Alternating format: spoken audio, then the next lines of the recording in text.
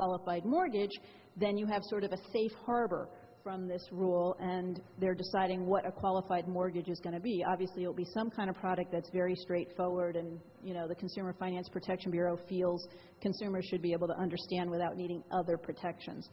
But the Federal Reserve proposed a rule for that this past summer. The Consumer Finance Protection Bureau has until 2013 to finish that. So even some of the things that you thought had already been addressed and put to bed are still being relooked at again.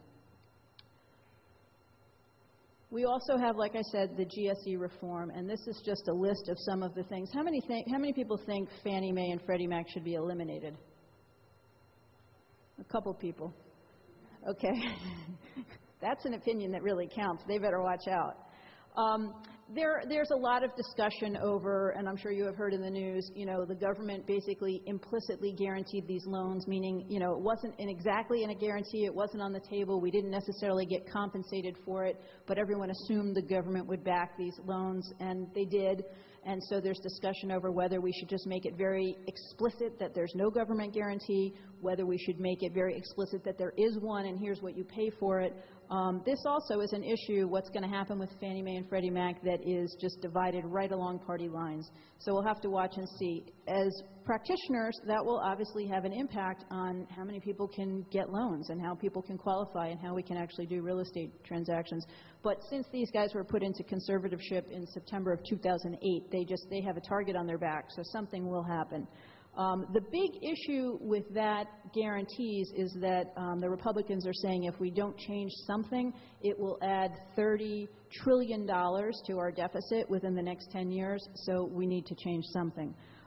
In terms of the common denominators, I think the President is on the same page, and they're playing with a pilot program right now where they would sell Fannie Mae mortgage-backed securities without that guarantee, specifically without that guarantee, and see how the market responds to that. Wall Street and banks and the secondary market, like I said, there have been a little less direct impact on us by the changes on the federal level, but just real quick, I'll give you a few examples.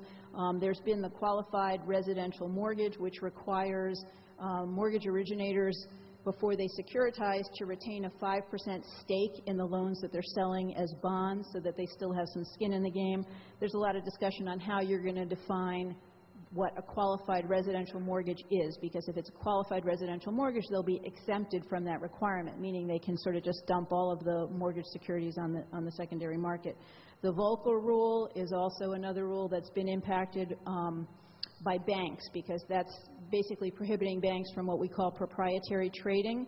That's the risky trading that the banks have been doing through hedge funds, but there's a fine line between what they should and shouldn't be doing. So they're allowed to do things that are in the normal course of business. They're not allowed to proprietary trade. We need to decide where that line is drawn. There's been a lot of discussion on ratings agencies. I'm sure you've all heard that in the news. There's supposed to be a line, a firewall at a rating agency between their marketing department and their analysts to prevent banks and companies from shopping ratings, basically going from one rating agency to another with their mortgage or their financial product until they can get the rating they want.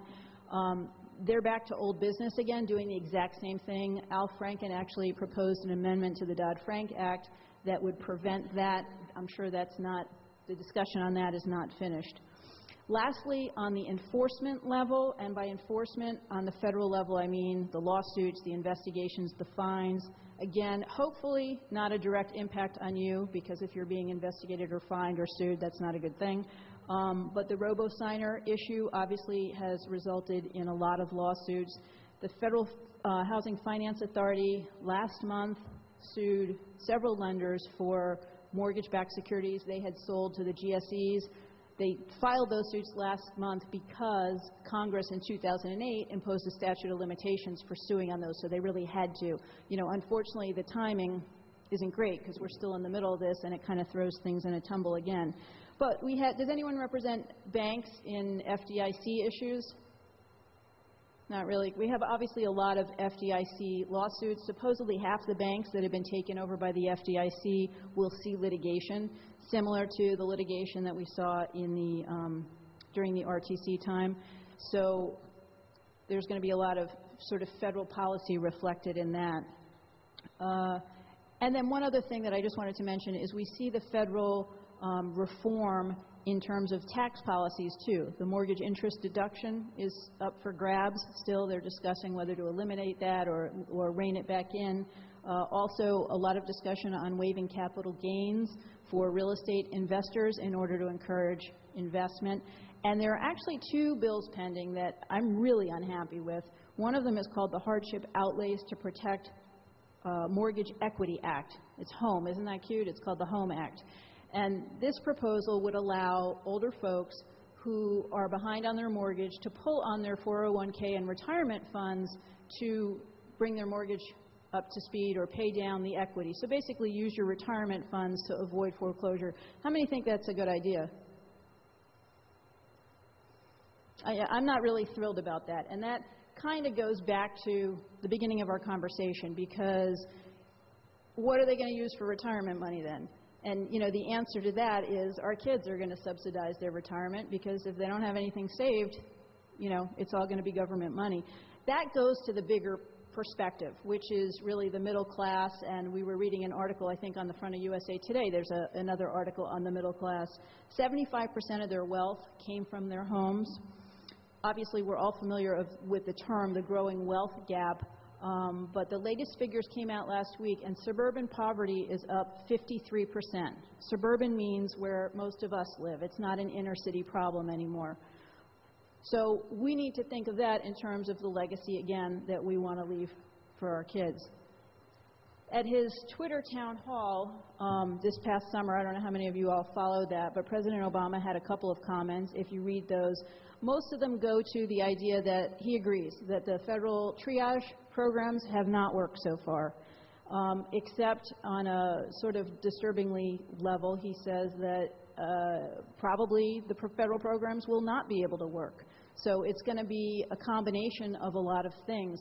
To me, this doesn't really sound like a plan. You know, when I heard this, I didn't walk away thinking, oh, good, we realized it didn't work, but now we know it's going to work. That's a little disturbing. The other thing, as I said before, is there are no sunset provisions in any of the permanent federal regulations and policies that have come out so far. So that means we're creating a permanent infrastructure to deal with problems with foreclosure that will still be our infrastructure in 10 years. It's a little troubling, because it sort of causes you to wonder, are we still going to have these same problems in 10 years? And if not, why aren't we including sunset provisions in some of these things? We have an election year coming up. Obviously, the politicians will talk a lot about jobs, presumably keeping their own jobs, but also hopefully helping other people get jobs. Housing is going to be a big issue, obviously, in the hardest hit states. I don't know if anyone heard a plan from Ron Paul, which is the plan to restore America is to eliminate HUD, revoke the Dodd-Frank Act, and deregulate financial services. I think we have an extreme there. I don't know if anyone remembers when President Obama ran for president, or just was elected, and I think it was Rahm Emanuel said, you know, it would be a shame to waste a good financial crisis, which now I have to say sounds kind of cold, but it's up to you to decide, obviously, if he has wasted it or not. But the big picture is, for us as real estate practitioners, as parents, as homeowners, and, you know, really as Americans, is that we're really at a crossroads now. The initiatives, as far as the triage goes, have not worked, but Washington is open to feedback from us. I mean, they're looking for ideas. As far as the permanent reform goes, we're right now in the middle of a 300 rule writing, multi-year initiative to create a permanent infrastructure that our kids will have to live with, that will be the legacy that we leave to the country. So the good news is there's still time, there's still opportunity for us to get involved. I hope you will enjoy the Institute. I hope you'll get involved. Thank you for listening, and have a great day.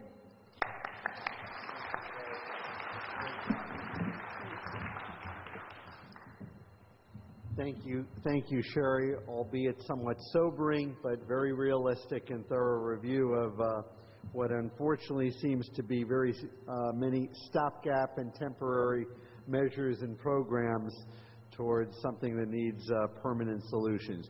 We're going to take a coffee break, which will be in the room that the breakfast was in, the Danielson. If you'll proceed out down the hall, we'll take a break and be back here in about 15 minutes. Thank you.